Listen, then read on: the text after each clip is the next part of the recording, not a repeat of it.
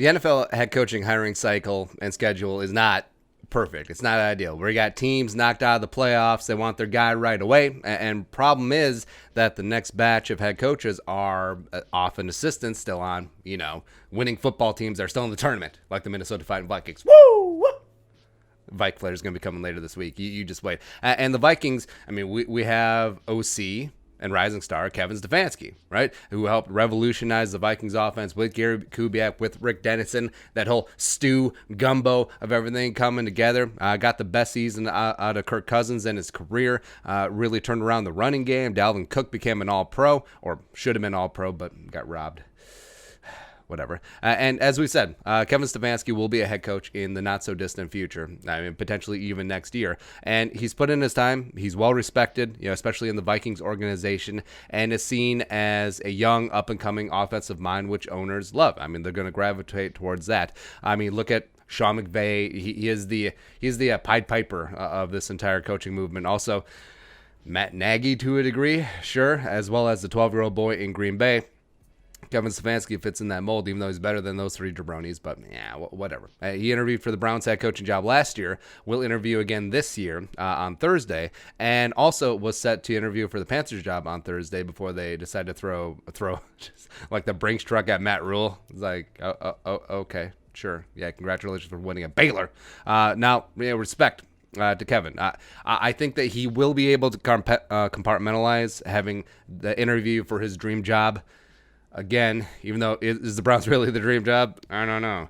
During the week of prep for the biggest game of his coaching career when he's been at the highest level, hope he can, right? But you always wonder about how in the game they really are. And you always wonder, if you look at the last couple weeks too, a couple of the whole razzle-dazzle, the Philly specials, all of that other stuff, getting away from what's worked, the bread and butter. And, is it a little bit of Stefanski being like, hey, look at how smart I am, potential future employers. Hi, I'm Kevin. Kevin!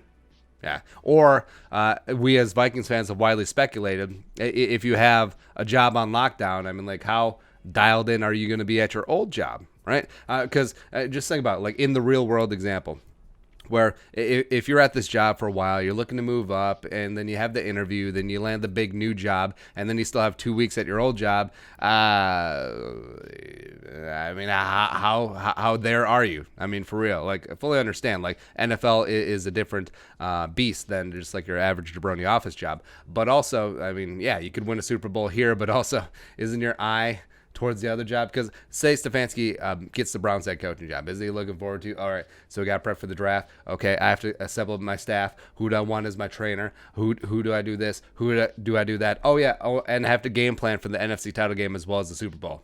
So all that stuff. Because prime example of this, look at Patty Jerome Shermer in the 38-7 loss in the NFC title game. Because remember, Pat Shermer had been the Vikings OC. Well, tight ends coach behind Norv, and then became the OC and did phenomenal job in 2017 calling the offense and getting the best out of Case Keenum. As we've seen, that was peak Case Keenum. But after it was clear that he was getting the Giants job, that offensive game plan against the Eagles, minus the scripted plays on the first drive that resulted in a touchdown to Kyle Jerome Rudolph, it was less than ideal.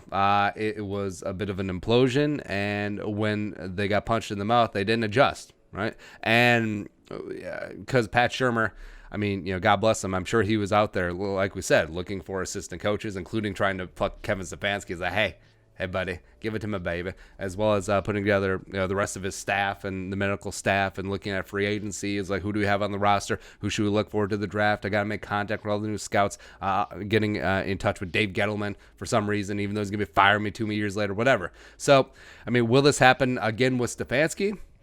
So say he's told Thursday he has the inside track for the Browns job.